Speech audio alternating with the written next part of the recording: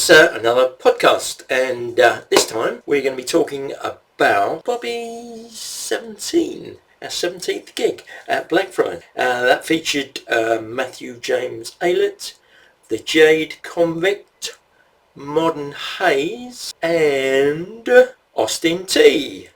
Anyway, Simon did interview them, and we will be splitting this podcast up into 4 for each of the bands. So, over once again to Blackfriars. Well, welcome, guys, to the BOBI podcast, as lo-fi as it is. Unfortunately, I've got half the table in, but it's the only way to get you guys in. So, welcome. It's more than what most people give us. Yeah. So, I'm intrigued about your band and your name. I'm just getting this camera to get you all in. Yeah. So, tell us a bit about the Jade Convict. Well, Center is Anya. She's our lead vocalist and guitarist. Yeah. That's our wizard, our resident wizard, James. He plays guitar and bass. I'll let him explain that because it goes over my head. Right. I'm the drummer. I'm Tom. I'm the loud one at the back. Right. Fantastic drummer as well. Oh, thank you. When you're talking about the name of the band, Yeah. we sat there, didn't we? And we were just like, do you know what? We What should we call it? And it was like, what words have not been used before? Oh, really? And we just sort of like, Jade Convict. We were like, we were like, what words just sound cool to not Yeah. like? What words haven't been used before that sound cool when you put them together? Yeah. And sometimes, but I don't think it works because every time someone asks me, it's like, oh, well, I said I'm in a band. It's like, what band are you in? And I'm like, they're called the Jade Convict, and part of me does just wince a little bit, but like. Oh, do you know what? I've been told it's one of the best band names that people have ever heard. It's pretty unique. Like, I was expecting you to tell me it was some art film from France, 1965 or something, but no, you just literally chose names that. Well, from Doncaster, we aren't that cultured, I'm afraid. Well, I am a very big Magritte fan, so. Right. I will say. Who's that? Magritte, the artist. Magritte, the artist. Anyway, don't Yeah, well, but he was into all that, so. I'll Google it. Sorry, that made things all good. So the name is all the words other bands haven't used. That's a unique take. So what's your stuff? What do you do? What would you say your genre is? Or well, I would say it's kind of a bit Black Sabbath-y. Yeah, there's a bit White Stripes, bit. Yeah. When I try and generalize it to people, I always try and say I thought it was like we're a hard rock band because if you were to put like a label on it, just because. Yeah. As I say, but we're not loud enough to be, I feel, to be classed as a metal band, although we do some loud music. Yeah, that's a good point. Yeah, I'd say hard rock if you were to generalize. Yeah. But as I say, we take inspiration from everywhere, really, don't we? bit of blues influence and a bit of shoegaze, a bit of prog. Bit of Doom. Yeah. Yeah, bit of stoner. I heard your sound check. Yeah, I was getting a bit of a shoegazy stoner and a bit of a Cure or something package. Yeah, interesting. It was wafting up the stairs. It was nice. But, wafting up the stairs with a bad smell. I was up here interviewing. Yeah. So, how long have you been together? Well, Tom and I first met, I think, in late 2018. Yes, it's been about 7 or 8 years, I feel, at this point. We originally had a different bass player with us, but he had to drop out for life reasons. He had a baby and all that, didn't he? Yeah. So he didn't personally, but you get the point. Well, he's not Seahorse. Yeah. But yeah. But yeah. Bless him. He did try really hard. It's hard with kids. It's really hard. Full-time job on a kid. He was up at, I think he said told me he was like up at 4 a.m. to start each job before whatever it was, and it was just like he just needed to go to bed early and just couldn't make it work, unfortunately. But which you couldn't, could you? But so then we tried, just the two of us. Okay. And then which is probably why White Stripes. Yeah. And then I was doing sound for your bar in Doncaster, and I approached the master and was like, I'd like to do a bass player. Okay. smuggled in guitar playing as well. And Wow. like, my fancy guitar with its pickup that has. Explain your pickup. So on the lowest three strings, whatever there's an extra pickup that, and whatever the lowest note I'm playing, I'll take that down an octave, and then that's just done completely separate output. So it's like a stereo output from the guitar, and one goes to the bass line thing where there's standard guitar. That sounds a bit like the B-52s did something similar, I believe.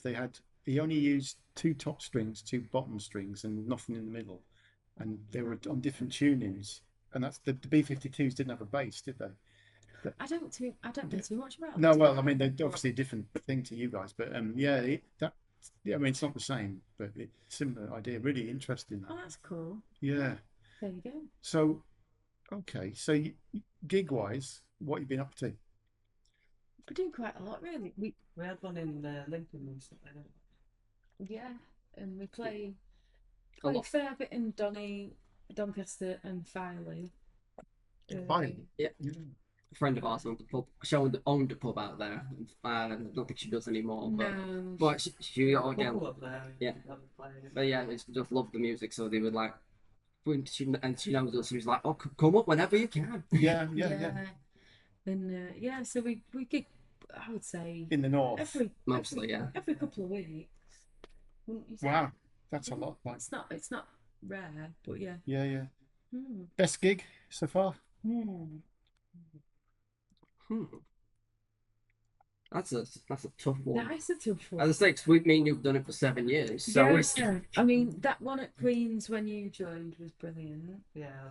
But also there was one at Filey, and I think I put it on Facebook and was like raving about it because I was probably a bit drunk as well, and really excited about it. And I think it was one of them because we played all our own stuff and everybody was so excited about it. I think we do 2 sets. Some if it's just us, and we do some covers, some originals, and it's great when people love the originals just as much as the covers that we do, and it's just more. Because yeah. people have come up to me and said, "Oh, your original stuff's better than your covers," and I was like, "Oh, brilliant, thank you." That means the world when people say stuff. Well, absolutely, yeah.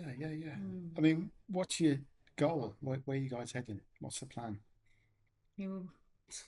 Big questions. It's to be honest, I don't live in Doncaster anymore. I've since moved out to Leeds, but I still make the commitment to come to the band just because I enjoy it, and it's just like my life would be a lot more boring without it. So I'm just enjoying playing with them both. Yeah. And in all fairness to Tom as well, where we rehearse is at my house, and it's about a 40-minute drive from Doncaster. They live in a nice village in the middle of nowhere where no one can complain about how loud it is. Isolated house, is it? Yeah, it's Ocean Ferry, so it's like really, really small village. But Tom makes the effort to come and drive and do all that, so that's brilliant. But about the future, I think we've got thingy. What's the next single? Divide. We've got Divide recorded. So we've got another single recorded, and we just need to do the artwork. All the stuff around the actual music. Yeah, basically everything apart from the music. So when's that coming out? We should really start. Well, like I'm gonna say, September. There you go. We've decided on that just now. Like the way you move there. Yeah. So September Divide's coming out. Mm-hmm. Do you put a lot of thought into lyrics? I mean, what's that about, Divide? I'm not really a lyrics person. I never have been. So with that one, I couldn't really tell you. But the single before Chase the Sun. Chase the Sun's, well, that's one that we put out before Divide. Yeah. And that's on Spotify. Okay. Shameless plug. Yeah. Absolutely. That's the whole point. Yeah. And that's about different thing. That's about thing like basically I'll say it probably in the gig, so it's probably cringy to say it again. Okay. But I was like doing a lot of cycling, and I like to cycle because it takes my mind off things. Yeah. And, this was during COVID, during COVID, yeah. Oh, okay. And I remember like cycling along, and there was like a cloud behind me, and I thought, oh no, it's gonna rain. I don't want to get wet and soaked and that. So I like cycled really fast and got away from the rain. Yeah. And then I thought, oh, it's like I'm chasing the sun. And like for some reason that created this melody in my head. So I sort of pulled up on my bike on the side and sang it into my phone, just hummed it, the tune, and I was like, that's a good tune, that. Wow. So that, but then I thought to myself, it's like a metaphor for, you know, like when you kind of like lost, Yeah. and then you sort of find your friends, Yeah. or you people that really matter to you. You tried. Yeah. So that's Yeah. kind of what that one's about. Okay. But Divide, I don't know. It's sort of like just sort of comes to you, and it's just like boom there. For people to make Maybe what I'm they just want weird of it. like that. Yeah. It's interesting because some bands, you know, are like whatever about lyrics, and others are more, or it's all about lyrics. Others are completely about the music, you know. So it's really interesting how bands put it together. So what gig? It's obviously tonight's BOBI, 9th of August in Boston at the Blackfriars. What have you got coming up that so far? Or what plans have you got? Gig-wise. Well, apart from the single, what's the next gig? It's I know it's the 29th of August, but I couldn't tell you where it was because it was I'll have to check my phone. what two you can tell which two of them organise everything, and they're just like, Tom, can you be here at this date? Yeah, sure. Yeah, but you're very reliable. You're very good at it. So where is it? The drummer can't keep his timing. What good is he? So the next one will be. Oh yeah, 29th. It's going to be there. Home Marsden, I think. Homeford. That's great to lead. It's out towards Leeds, I'm pretty Yeah, sure. like the What's it? Huddersfield area. Huddersfield, yeah. yeah. Okay. What venue is that? We're not quite sure yet because it's the lady. The thing is, it's all up in the air because the lady that we were telling you about who owned the Filey pub, she's got a new pub and she wants us to play there, so we don't really know yet. Okay. Which one it Venue is. to be confirmed. Yeah. We have some others after that, I'm pretty sure we can Oh confirm. yeah, we've got others, yeah. So yeah, it's all going on. It's all happening. But It sounds like it. Yeah. So we grift where we can. oh, we've got the rock competition at Scunthorpe on the 5th of September.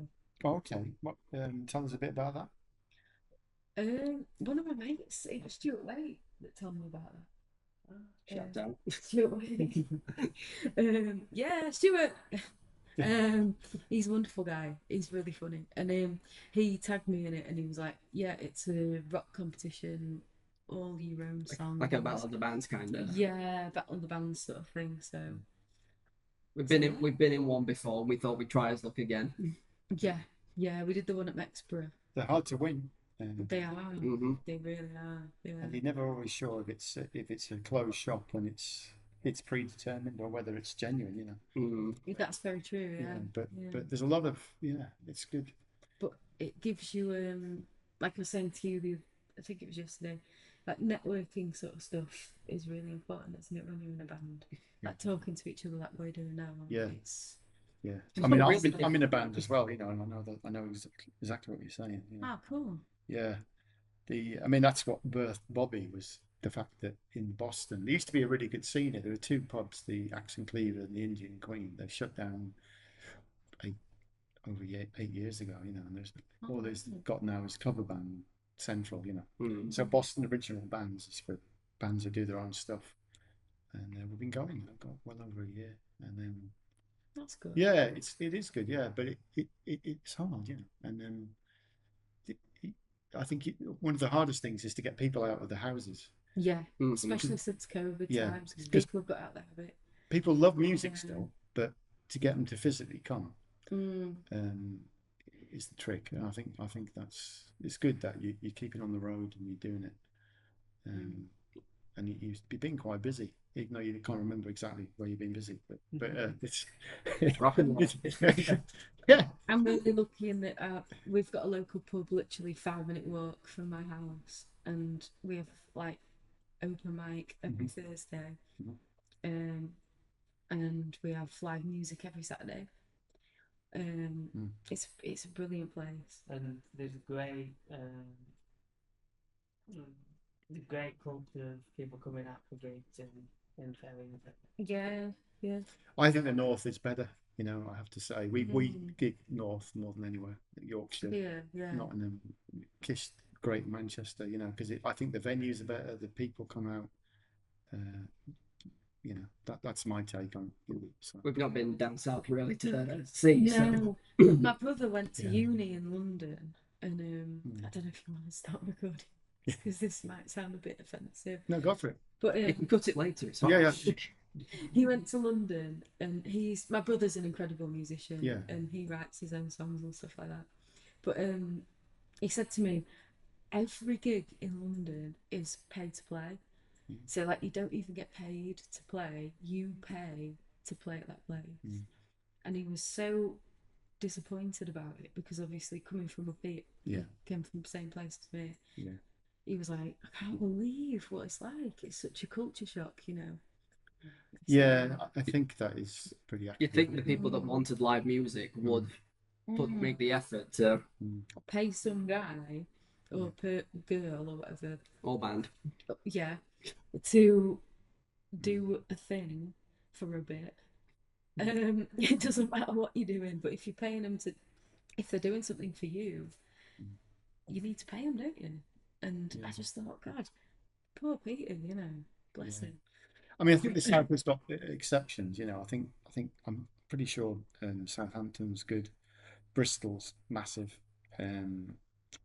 Obviously, but going back a bit, you had the Medway Sing, sort of Kent, which was like Bogus Garage stuff. So, so there is pockets, but I think the North is can be a bit better. Yeah. Yeah. Well, guys, you've come a long way, so thank you for coming. And no, thank you. James drove us, so thank you, James. Looking forward to your set, and wish you all the best. Brilliant. Thank you. Cheers, guys. Cheers.